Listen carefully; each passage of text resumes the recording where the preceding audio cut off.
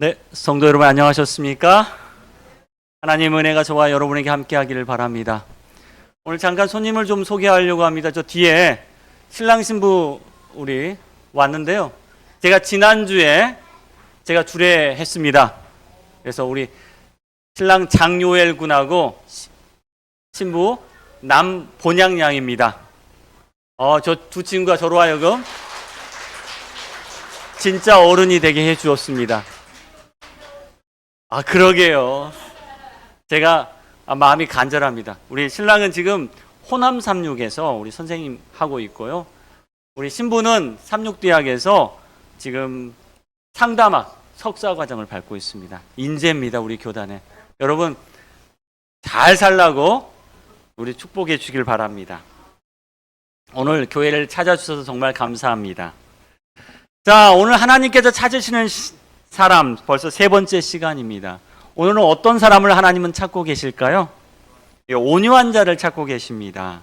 세 번째 하나님이 찾고 계시는 분은 바로 온유한 사람입니다. 성경은 이렇게 이야기합니다.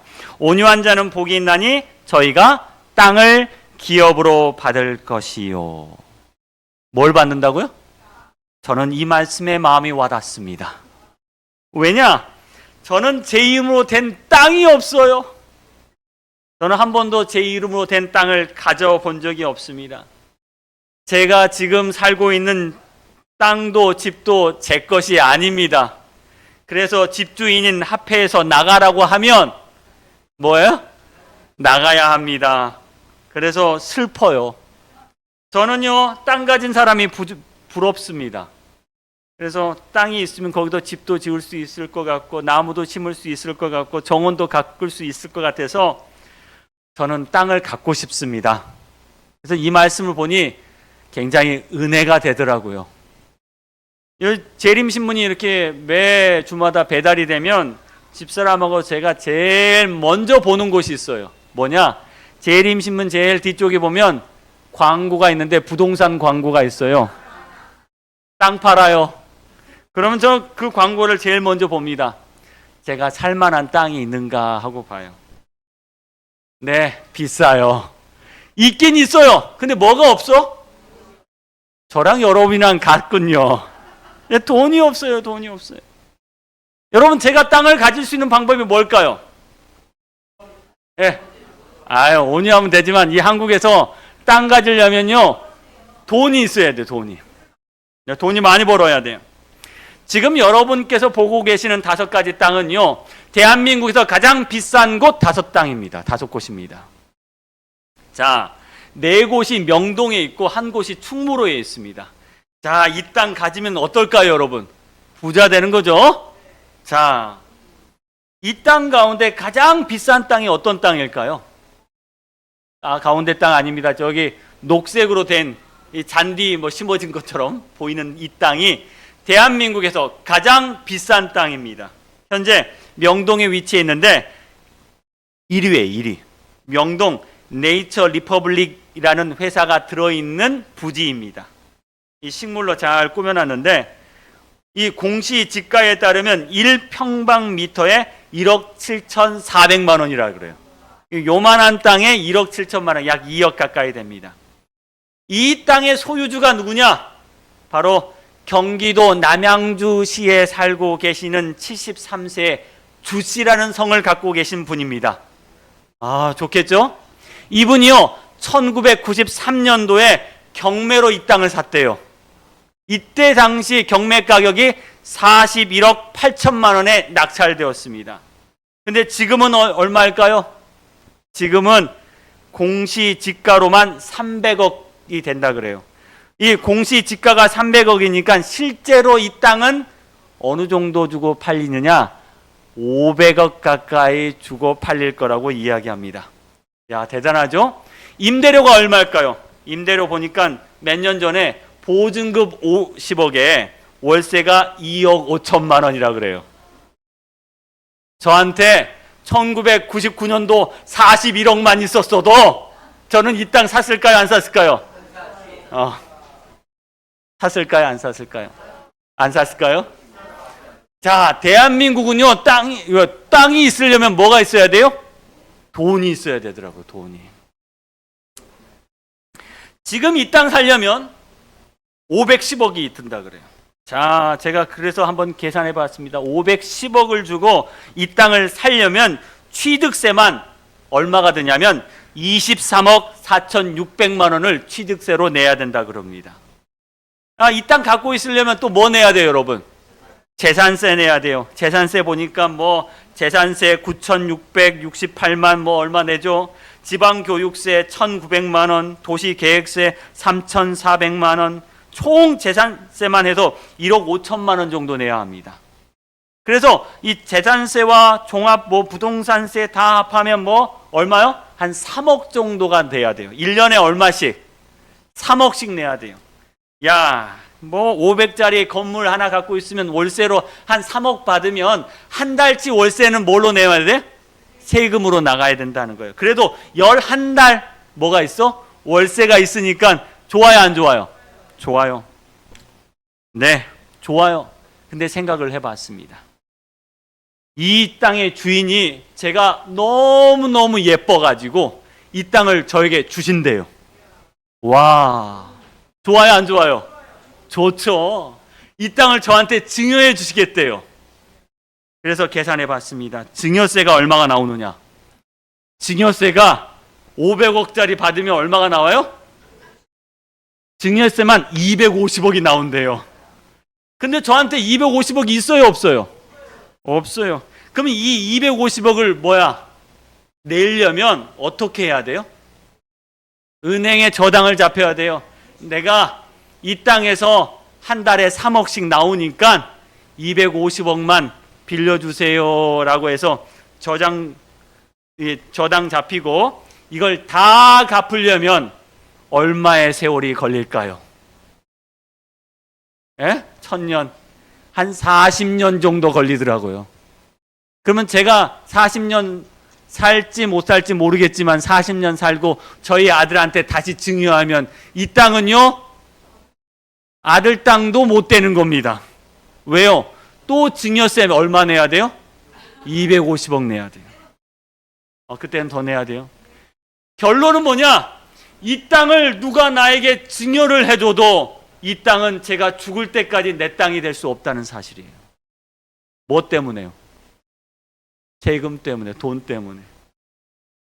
여러분, 이 땅이 제 땅이 되려면요, 뭐가 있어야 돼?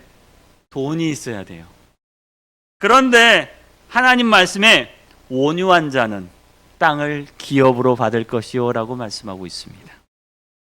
여러분, 지금 세상에 많은 전쟁이 일어나고 있습니다. 전쟁의 목적이 뭐예요? 땅 뺏으려고 그래요. 땅 뺏으려고. 자기 후손들에게 더 많은 땅을 물려주기 위해서 수많은 전쟁이 이 역사적으로 있었습니다. 많은 사람들이 이 땅을 차지하기 위해서 싸우고 있습니다. 근데 누가 땅을 차지할 수 있습니까? 맞아요. 강한 자가 땅을 차지할 수 있습니다. 무기가 더 많이 가진 자, 아주 난폭하게 밀어붙이는 자들이 땅을 차지할 수 있습니다. 인정사정 없이 밀어붙이는 자들이 땅을 차지할 수가 있습니다. 여러분, 한국사를 살펴보면 우리나라는 외세의 침략을 정말 많이 당했습니다. 근데 우리나라가 외세를, 다른 나라를 침략한 적이 있어요, 없어요? 별로 없어요. 그러니까 땅덩어리가 이렇게 코딱지만한 겁니다. 만약에 우리나라가 하면요, 인정사정 봐주지 않고 중국도 뺏어먹고 러시아도 뺏어먹고 하면요, 땅이 커져요, 안 커져요? 커져요. 근데 우리나라는 무슨 예의지국? 쓸데없는 동방예의지국이라고 하면서 다른 사람 눈치 보면서 아이고, 그건 네 땅이니까 네 가져, 이건 우리 땅만 가질게 하다 보니까 땅이 커요, 작아요? 작아요. 중국처럼 어떻게 해야 돼? 인정사정 봐주지 않고 무조건 땅을 차지해야지 땅이 커진다는 사실입니다. 오늘날 전쟁을 보십시오. 전쟁은요, 신사적이지 않아요. 그냥 뭐 해야 돼요? 강한 자가 뭘 얻는 거요? 땅을 얻는 겁니다. 강한 자가 땅을 얻는 게 바로 역사입니다. 수많은 역사에 훌륭한, 아주 특별히 세계 정복을 노렸던 여러 나라의 군대들이 있었습니다. 근데 이 군대들을 보면 다들 하나같이 특징이 있어요. 다들 뭐요? 잔인하다는 거예요. 인정사정 봐줘요, 안 봐줘요? 안 봐줘요. 이 세상에서 가장 큰 영토를 차지했다는 몽고족 징기스칸 이끌고요, 정말 가장 큰 영토를 차지했어요. 근데 징기스칸의 군대에 붙여진 별명이 하나 있어요. 그 별명이 뭐야? 세상에서 가장 잔인한 군대였습니다. 여러분, 여기 보십시오. 히틀러, 나치 무슨 꿈을 갖고 있었습니까? 세계 정복의 꿈을 갖고 있었어요. 근데 나치가 잔인해요, 안 잔인해요? 잔인해요. 그래서 유대인들을 어떻게 했습니까? 가스실에 집어넣어가지고 죽였어요. 여러분, 일본 동아시아 제2차 세계대전 때 일본 군대가 잔인했어요, 안 잔인했어요? 잔인했어요. 그러니까 땅을 차지해요, 안 차지해요? 차지한다는 거예요.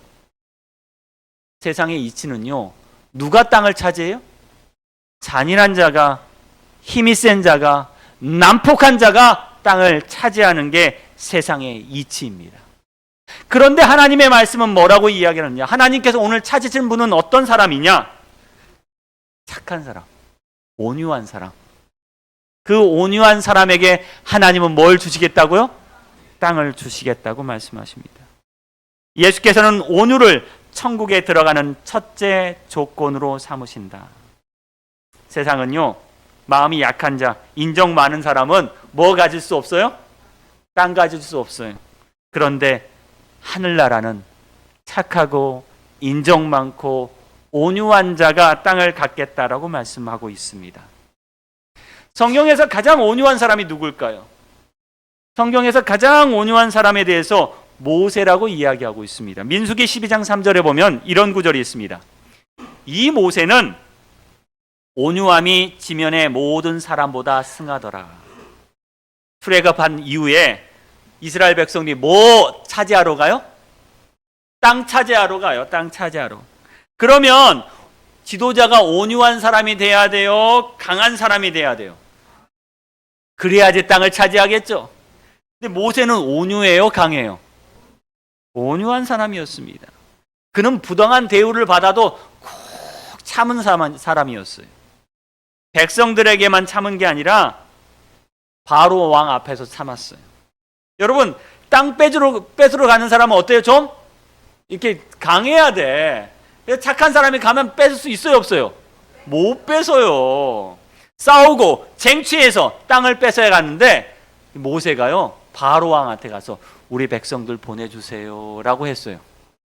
말로 했죠. 그러니까 바로가 말 들어요, 안 들어요? 안 들어요. 몇 번이나 말을 안 들어? 10번 말 안 들었어요. 근데 10번마다 모세는 뭐라 그래요? 뭐야? 실력으로 보여주긴 했지만 그냥 말도 못하고 보내주면 좋은데 안 주면 안 되는데 하고 돌아왔어요. 그럴 때마다 누가 불렀습니까? 바로가 불러서 야, 이 재앙 없애. 그럼 내가 들어줄게. 이번엔 꼭 들어주시는 거죠? 하고 돌아가면 또 들어줘요, 안 들어줘요? 안 들어줘요. 여러분, 모세는요, 대단히 온유한 사람이었습니다. 자기의 고집대로 하지 않고 싸우기 싫어하는 사람이었습니다. 모세가 백성들에게만 물러난 게 아니라 바로 왕 앞에서도 자주자주 이렇게 물러났습니다. 이것이 바로 온유함의 특징입니다. 온유함은요, 고집대로 하지 않습니다. 또 다른 특징이 있다면 온유한 사람은 다른 사람의 말을 잘 배우는 사람입니다. 시편 25편 9절에 보면요, 온유한 자는 공의로 지도하시며 온유한 자에게는 그의 도를 가르치시리로다 라는 말씀이 있습니다. 온유한 자는요, 하나님께서 가르치기 참 편해요. 이리 하라 하면요, 이리 하고, 저리 가라 하면 저리 가요. 그 사람이 누구였어요? 모세였습니다. 이 모세는요, 하나님의 하신 말씀대로 배우기를 따라하는 사람이었습니다. 그런데 너무 교만한 사람은 하나님 말씀 들어요, 안 들어요? 안 들어요. 자기 주장이 강한 사람은 하나님 말씀 듣습니까, 안 듣습니까? 안 들어요. 여러분, 이런 말이 있습니다. 왼손잡이가 고집이 세다 그래요. 왜 그런지 아세요? 에? 네네, 맞아요. 왼손잡이가 고집이 센 이유는 고집이 약한 왼손잡이는 다 교정되었기 때문이라는 거예요. 다 바뀌었기 때문에. 고집 센 사람은 이길 수 있어요, 없어요? 없어요. 그래서 하나님은 고집센 사람을 부르지 않습니다. 온유한 자를 부르십니다. 옛날에 이런 이야기가 있습니다. 한 마을에서 고집센 사람하고 똑똑한 사람하고 싸우기 시작했어요. 고집센 사람이 4 곱하기 7은 27이다 라고 이야기한 거예요. 똑똑한 사람이 4 곱하기 7은 28이지 어떻게 27이냐? 고집센 사람은 뭐라 그래요? 그게 27이지 어떻게 28이냐? 똑똑한 사람이 이야기합니다. 4라 7하고 곱하면 28이지. 여러분 뭐가 맞아요? 27이 맞잖아요, 여러분. 이렇게 싸우기 시작했습니다. 한참 싸우다가 너무너무 답답해서 누구를 찾아가요? 원님을 찾아갑니다. 원님이 딱 들어보고 나서 하는 말이, 이 고집센 27이라고 말한 고집센 사람은 풀어주고 28이라고 말한 이 똑똑한 자를 곤장을 10대를 쳐라 라고 말했대요. 곤장을 10대 맞은 이 똑똑한 사람이 너무너무 억울했어요. 아니 원님 제가 아무리 봐도 28이 맞는 것 같는데 27입니까? 라고 했더니 원님이 하는 말씀이, 저렇게 고집세고 아둔한 사람하고 싸우는 너가 더 미련한 자인데 누구는 고칠 수 있어요? 너는 고칠 수 있는데 저 고집센 사람은 고칠 수 있어요, 없어요? 못 고치니 저 사람은 내가 포기했고 너는 내가 때려서라도 좀 고칠 수 있겠다라고 해서 너의 이 아둔함을 깨우쳐 주기 위해서 그렇게 하였다라고 이야기합니다. 고집센 사람은요 고쳐지지 않아요. 하지만 온유한 사람은 말을 잘 듣습니다. 그래서 하나님께서는 누구를 부르세요? 온유한 사람을 부르신다는 사실입니다. 여러분 고집불통이라고 하죠. 고집불통. 여러분 고집불통에 나이가 있대요. 언제 나이가 되면 고집불통이 됩니까? 몇 살? 몇 살 아이가 고집불통이에요? 미운 7살, 4살. 4살, 7살 아이들이 고집불통이 돼요. 또 고집불통 나이가 될 때가 있대요. 언제? 70살. 나이 들면 고집불통이 돼요. 예, 남의 이야기 안 들어요. 왜 그럴까요? 왜 그럴까? 이게 우리의 뇌의 발전과 발달과 관계가 있다 그래요. 우리 뇌는요, 이 자기의 생각을 하는 뇌가, 중요한 뇌가 전두엽입니다. 전두엽.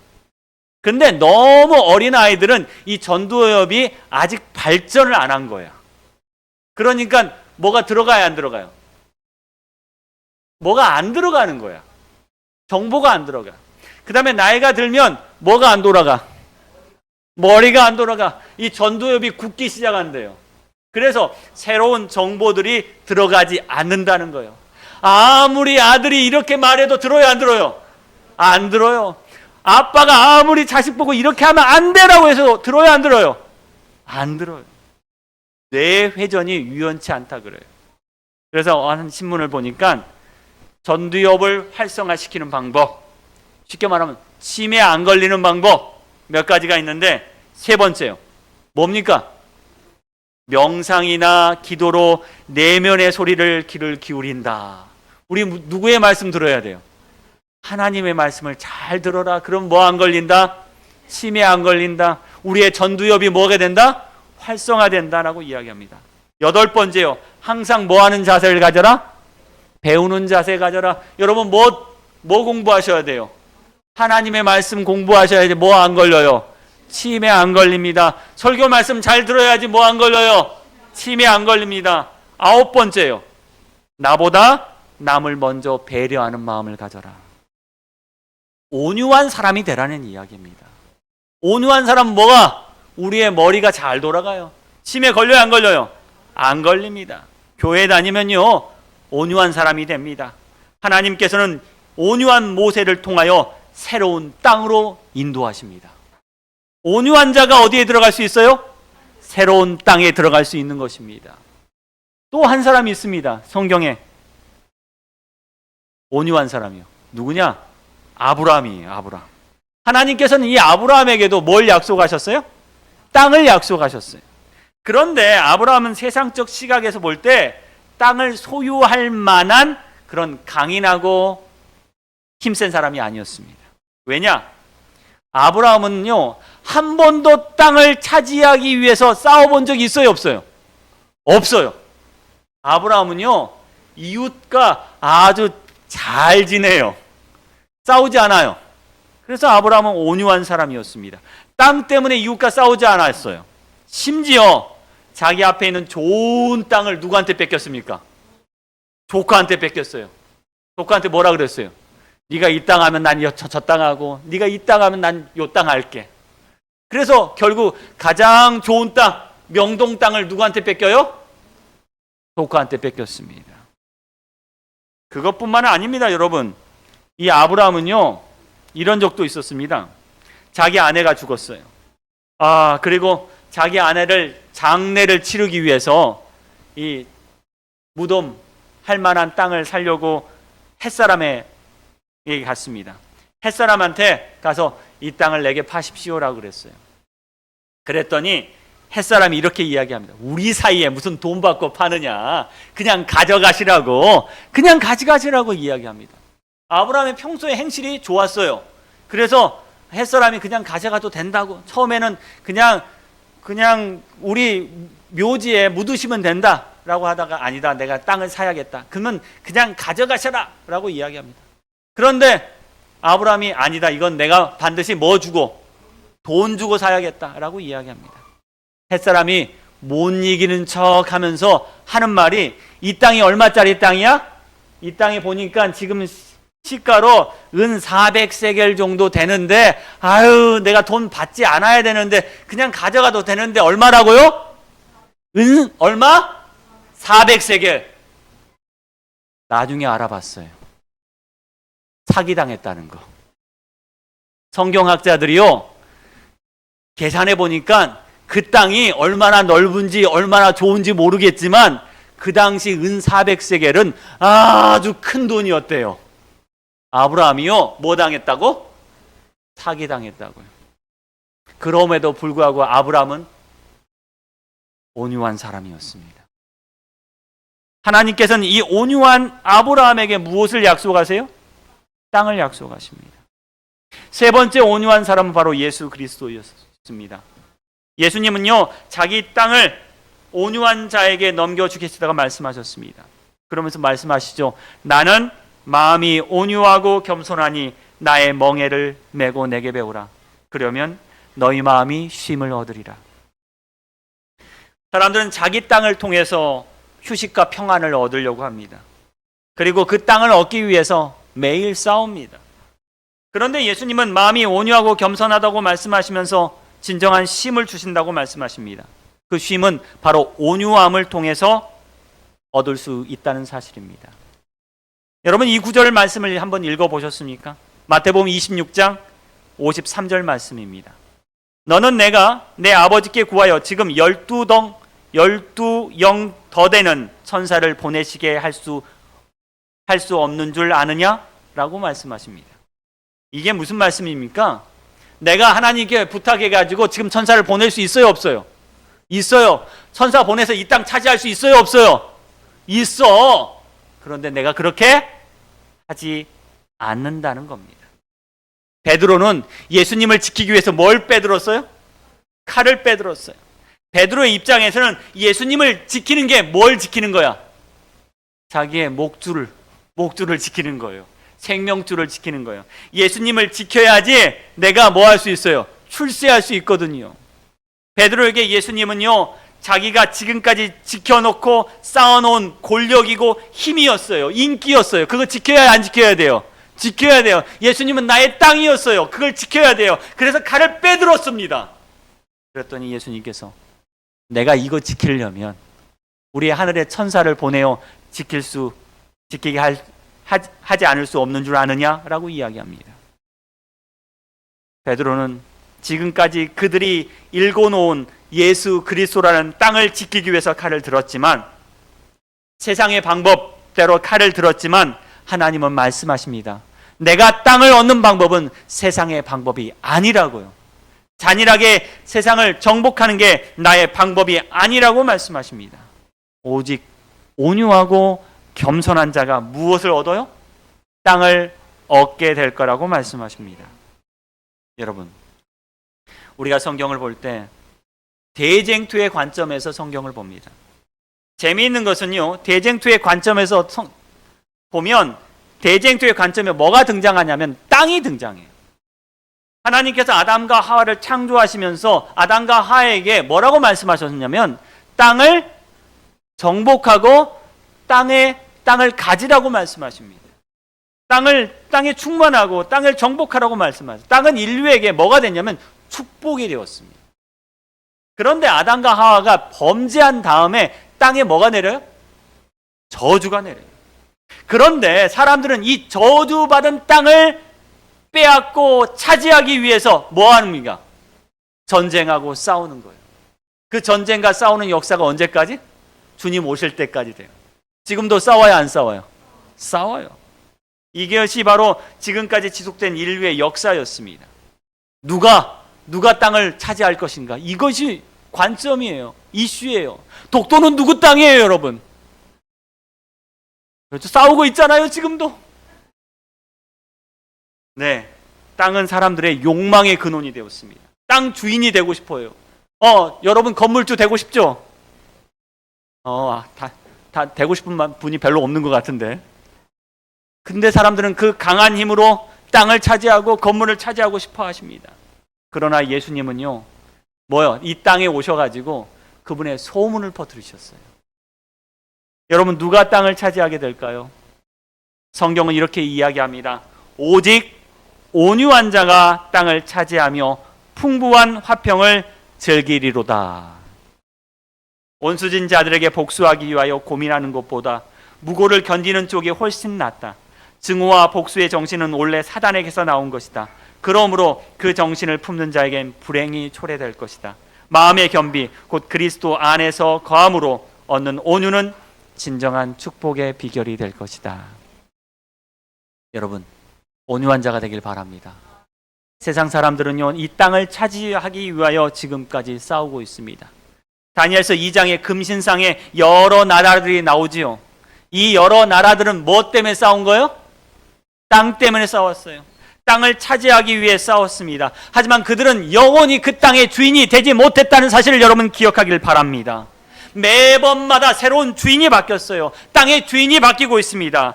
그들은 야욕과 잔인함으로 땅을 정복하고자 했습니다. 그러나 그들은 모두 그 땅에 정복하지 못하고 그 땅에 묻히고 말았습니다. 마지막 날, 하늘 예루살렘이 이 땅에 내려올 때 이들은 다시 한번 부활하여 땅을 정복하기 위한 계획을 세울 것입니다. 그러나 그들은 결과적으로 땅을 얻지 못할 것입니다. 누가요? 오직 온유한 자들만이 땅을 얻게 될 것입니다. 거기에 여러 나라를 정복한 왕들이 있고 장군들이 있었습니다. 그들은 한 번도 패배해 본 적이 없습니다. 그들은 땅을 차지하기 위하여 다시 한번 공격할 것입니다. 그러나 이 땅은 누구의 땅입니까? 바로 하나님과 그의 백성들의 땅입니다. 주님께서는 내가 예루살렘을 즐거워하며 나의 백성을 기뻐하리라. 하나님의 장막이 사람들과 함께 있으니 하나님이 저희와 함께 거하시리니 저희는 누구의 백성이 되고 하나님의 백성이 되고 하나님은 친히 저희와 함께 계셔서 저희 하나님이 되리라. 오직 누가요? 온유한 자만이 그 땅을 차지할 수 있음을 여러분 기억하기를 간절히 바랍니다. 어릴 적 제가 좋아하는 놀이 중에 하나가 땅 따먹기였어요. 땅 따먹기. 여러분 많이 해보셨죠? 어떻게 해야 됩니까? 이 자그만 돌 가지고 자기 땅 먼저 딱 그려놓고 한 번, 두 번, 세 번 안에 들어오면 돼요. 근데 땅 많이 차지하려고 멀리 간 친구들 돌아올 수 있어요, 없어요? 못 돌아와요. 어떻게 하다 보면 제 땅이 어떻게 돼요? 점점 커지기 시작합니다. 그러면 점점 커지면 커지면 어디까지 가야 돼요? 친구의 땅까지 넘보게 돼요. 근데 이 게임은 언제 끝나는 겁니까? 여러분 언제 끝나는 거예요? 언제 끝나는 거 모르세요? 엄마가 부르시면 끝나는 거예요. 밥 먹어라! 밥 먹어라! 그러면 어떻게 해요? 애들이 땅에 쓱쓱 발로 지우고 어때요? 집에 가요. 발로 쓱쓱 지우고 집에 가요. 땅이 아무리 많아도 누가 부르면? 엄마가 부르시면 끝나는 겁니다. 자기 땅이 아무리 많아도 아쉬워할 사람이 없습니다. 마찬가지입니다. 온유한 자는요, 이 땅에 미련을 두지 않습니다. 누가 부르시면, 주님이 부르시면 이 저주받은 땅의 삶은 끝나게 될 것입니다. 예의 없는 자들의 땅에서 빼앗기게 될 것입니다. 여러분, 지금 이 땅은 저주받은 땅입니다. 그래서 사람들은 이 저주받은 땅에서 싸우고 있음을 기억하기를 간절히 바랍니다. 계시록 마지막 구절들은 이 땅에 대해서 이렇게 이야기합니다. 땅의 임금들과 땅에 거하는 자들이 음행의 포도주에 취해 있을 때 땅의 왕들과 땅의 상구들은 벌을 받을 것입니다. 저주받은 땅의 주인들은 벌을 받을 것입니다. 땅에는 땅의 임금들과 군대들이 있습니다. 계시록 20장에는 그 군대들과 사방 백성들을 모아서 다시 한번 땅을 차지하기 위하여 싸움을 일으키게 될 것입니다. 이 저주받은 땅과 이 저주받은 땅에 사는 모든 자들은 결국 벌을 받게 될 것이라는 사실입니다. 누구만 남을까요? 계시록 14장 3절 말씀, 누구만 남냐면 땅에서 구속함을 받은 하나님의 백성들만 남게 될 거라고 이야기합니다. 이제 저주받은 땅은 사라지고 하나님의 축복 가득한 하나님의 땅에서 오직 하나님의 온유한 자들이 살아남게 될 것입니다. 이제 축복받은 그 땅에서 하나님의 온유한 자들이 살게 될 것입니다. 주님은 오늘 여러분을 초청하십니다. 온유한 자들은 복이 있나니 땅을 기업으로 받을 것임이니라. 여러분, 그 땅에서 영원히 살게 되는 저와 여러분 되길 바라며 말씀드리겠습니다.